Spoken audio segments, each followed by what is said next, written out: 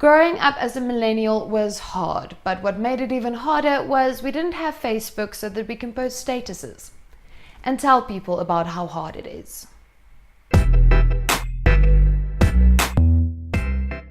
Hello my friend and welcome to my channel, the place where we don't take life too seriously because none of us are getting out alive anyway.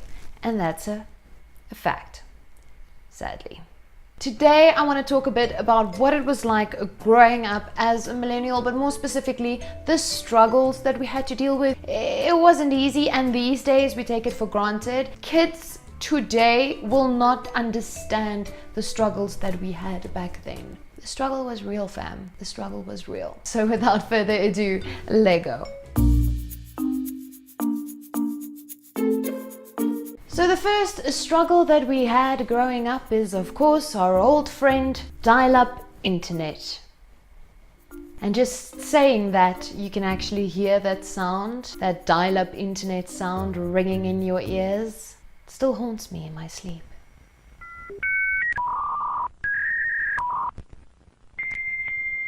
The problem with dial-up internet was, well, there were a lot of problems with it, but the main problem for me was the fact that it was expensive. So your parents were very strict about how long you were allowed to go on the internet. I was allowed to go on the internet for like 15 to 20 minutes a week.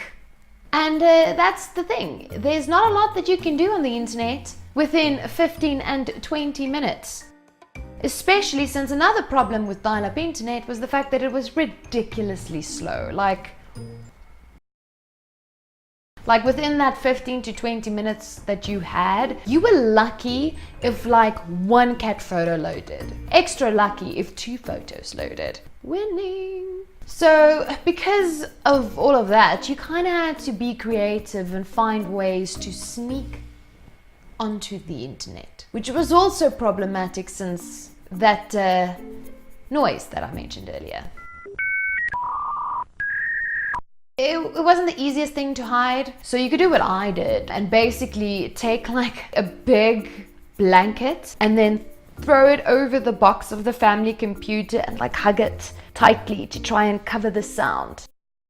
Also, I would like to say I know that dial-up internet has a setting actually where you can turn off the sound. I know that now. I did not know it for the longest time back then.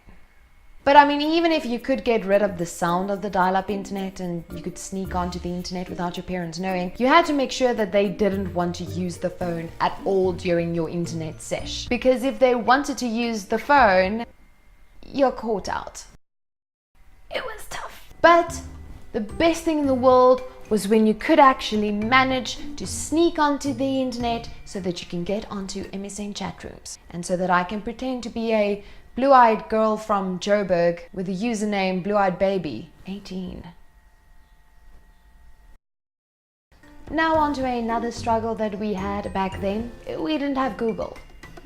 It was sometimes a little bit nice because if you and your friend or your sister had like a debate about, I don't know, how tall Zac Efron is, it was fine. You both would just be like, I know I'm right, and there was no way to prove that you weren't right. It was more peaceful. But the problem came in if you needed something for like school or whatever, then you couldn't just go to Google and find answers. You actually had to get your toes hitting the floor and you had to walk to the library or ride your bicycle. We didn't have Uber back then. We actually still don't have Uber in Namibia, but I'll leave that for another video. Point is, you had to find your way to the library, you had to go through these massive encyclopedia books, and then sometimes you weren't even allowed to take the books home, so then you had to still pay to use their copy machine to make these horrible black and white copies. Like, what is that? I think it's World War II, but it could also be my bedroom.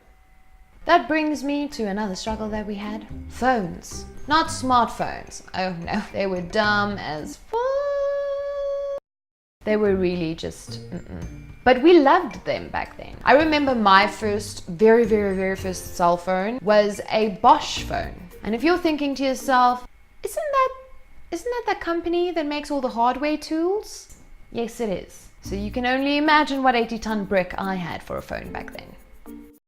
that phone didn't have games. I don't even think it had a calculator. It definitely didn't have a radio. You could basically text, you could call, and you could save a solid 20 numbers on your phone. See, back then I feel like relationships and friendships and all of that, it was real because you only could save 20 numbers on your phone. So if someone actually saved your number on their phone, you knew that they were a real friend because someone else probably got the boot just so that they could save your number. That's the system that I worked on. Like, if I didn't like you that week, it's like, oh, Linda, I like you more. Sorry, Peter, you're getting the boot.